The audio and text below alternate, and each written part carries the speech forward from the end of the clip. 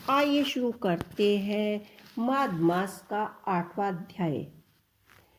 यमदूत कहने लगा कि तुमने बड़ी सुंदर वार्ता पूछी है। यद्यपि मैं पराधीन हूँ, फिर भी तुम्हारे स्नेहवश अपनी बुद्धि के अनुसार बतलाता हूँ। जो प्राणी काया वाचक और मनसा से कभी दूसरों का दुख नहीं देते, वे यमलोक में नहीं जाते। हिंसा करने वाले वेद, यज्ञ, तप और दान से भी उत्तम गति को नहीं प्राप्त पाते।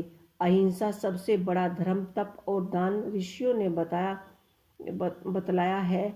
जो मनुष्य जल या पृथ्वी पर रहने वाले जीवों को अपने भोजन के लिए मारते हैं, वे केवल सूत्र नामक नरक में पड़ जाते हैं और वहां पर अपना मांस खाते हैं और रक्त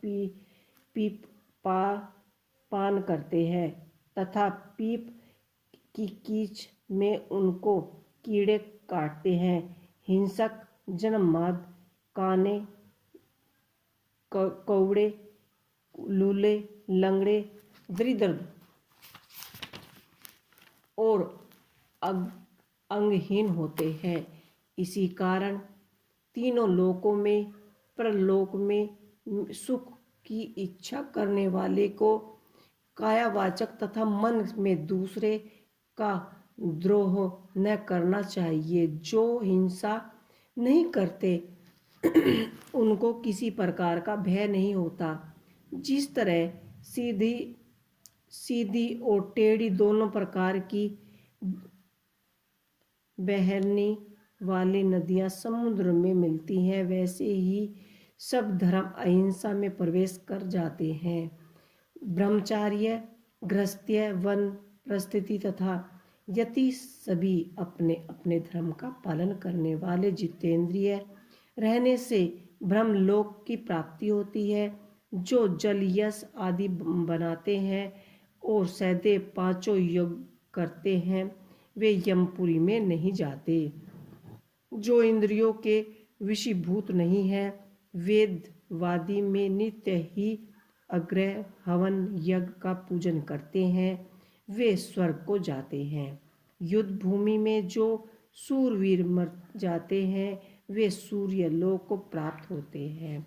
जो अनाथ स्त्री शरण में आए हुए तथा ब्राह्मणों की रक्षा के लिए प्राण देती है, वह कभी स्वर्ग से नहीं लौटती। जो मनुष्य लूले, लंगड़े वाले, वृद्ध, अनाथ तथा गरीबों का पालन करते हैं, वह भी स्वर्ग में ही जाते हैं।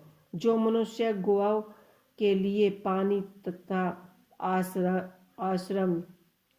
आश्रय करते हैं तथा कुआं, तालाब और बावड़ी बनवाते हैं, वे सदैव स्वर्ग में निवास करते हैं।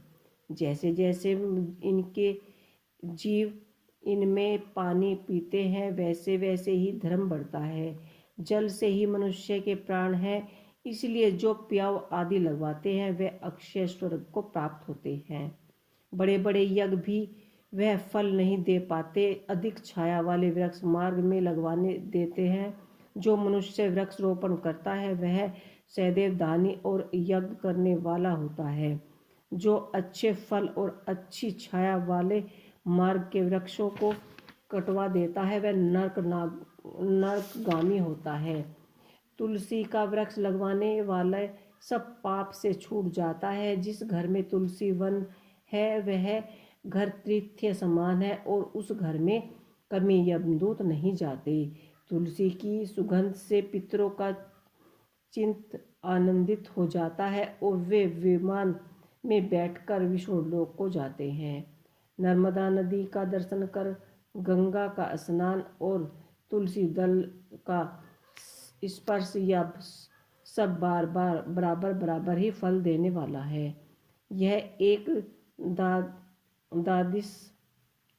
द्वादशी को ब्रह्मा जी तुलसी का पूजन करें या द्वादशी त्रयोदशी को उनका पूजन करें। रतन, सोना, फूल तथा मोती की माला के दाने का इतना पुण्य नहीं होता जितना कि तुलसी की माला के दाने का। जो फल आम के 1000 और पीपल के 100 वृक्षों के लगभग हो जाता है।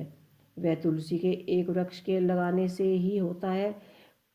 पुष्कर आदि तीर्थ, गंगा आदि नदी, वासुदेव आदि देवता सब तुलसी में वास करते हैं। जो मनुष्य एक बार, 2 या 3 बार रेवा नदी में उत्पन्न शिव मूर्ति को पाना पूजा करता है, अथवा सैफुटिक रतन के पत्थर के आप से आप निकलने हुए तीर्थ में, पर्वत या पवन में रखी हुई शिव की मूर्ति की पूजा करता है, वह सदैव ओम नमः शिवाय का मंत्र का जाप करता है। वे यमलोक की कथा भी नहीं सुनते। प्रसंग, शत्रुता, अभिमान या लोभ से शिव पूजा करने वाले भी यम द्वार नहीं देखते।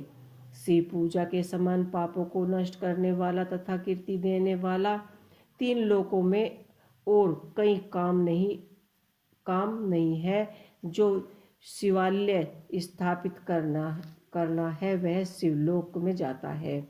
ब्रह्मा, विष्णु तथा शिव का मंदिर बनवाकर मनुष्य वैकुंठ वासी होता है।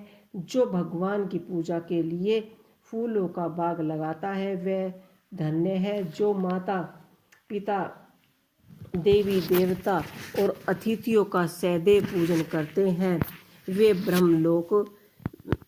ब्रह्मलोक की प्राप्ति होती है। तो ये था हमारा माघ मास का 8वां अध्याय।